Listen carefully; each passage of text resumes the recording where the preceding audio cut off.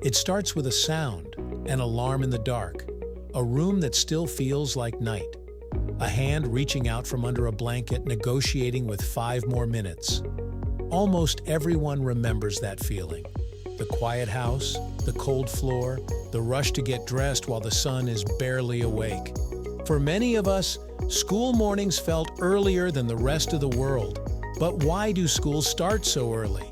That simple question carries us into history, science, and the quiet persistence of systems right here on History of Simple Things.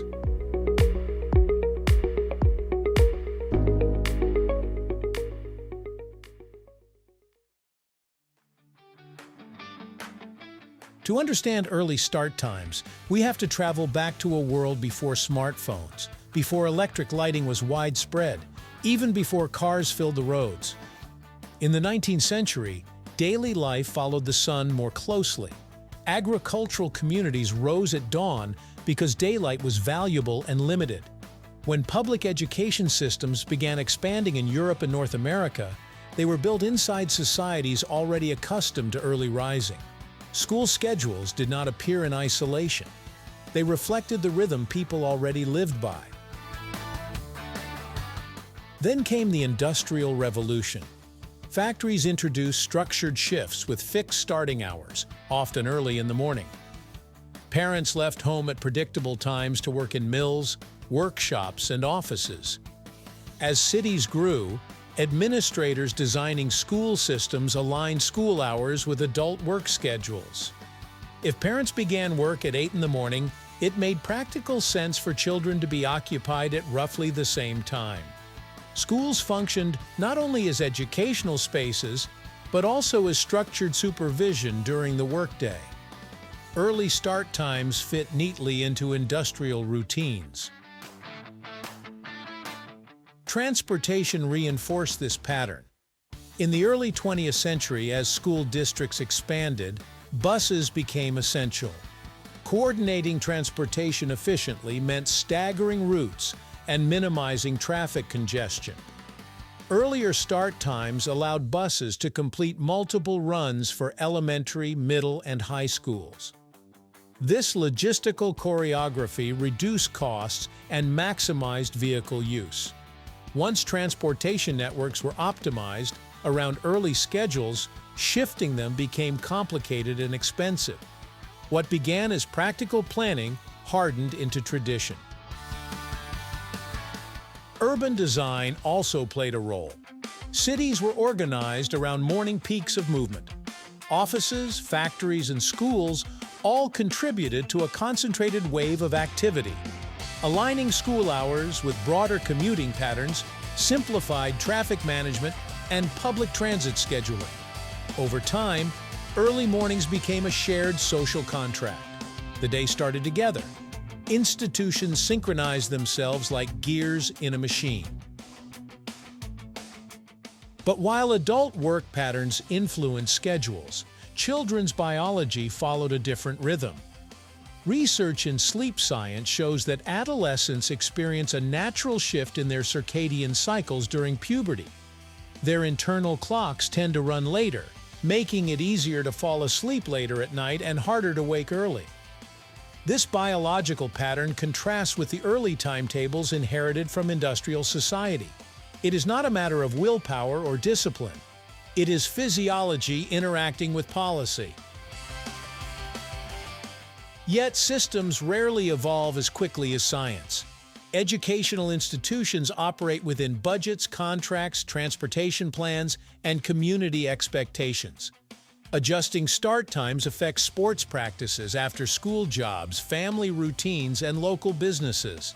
Even small shifts ripple outward. When a schedule is embedded in so many interconnected parts, change becomes complex. Administrators weigh costs, logistics, and community needs alongside biological research. It is also worth noting that early school hours were once considered academically advantageous. Morning hours were seen as quiet, focused, and efficient. In eras when artificial lighting was limited and evenings were darker, beginning the day early felt natural. The assumption that productivity peaks in the morning shaped not only schools, but also offices and courts. The early start became associated with discipline and structure, values many education systems aim to promote. Over decades, these layered reasons accumulated. Industrial schedules, transportation efficiency, urban planning, and cultural beliefs about productivity all converged. Each reason alone might not have locked schools into early mornings. Together, they formed a stable pattern. And once a pattern becomes standard, it gains momentum simply by existing. In recent years, some districts have experimented with later start times, especially for older students. Studies have examined attendance, alertness, and academic performance under adjusted schedules. Results often suggest benefits in sleep duration and daytime focus. Yet even where evidence is supportive, implementation varies widely. Community priorities differ. Financial constraints differ. What works in one region may not translate seamlessly to another.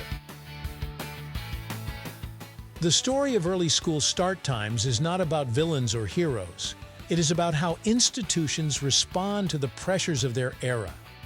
In the 19th century, aligning with sunrise and factory whistles made sense. In the 20th century, coordinating buses and traffic patterns made sense. These decisions were practical responses to contemporary realities. Over time, however, the realities changed faster than the schedules.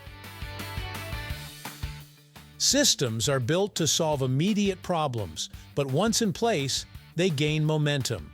Decisions made for one generation quietly shape the next.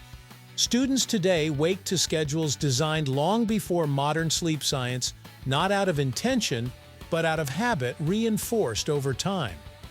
Seen from a distance, the early school morning is less a personal inconvenience and more a historical carryover.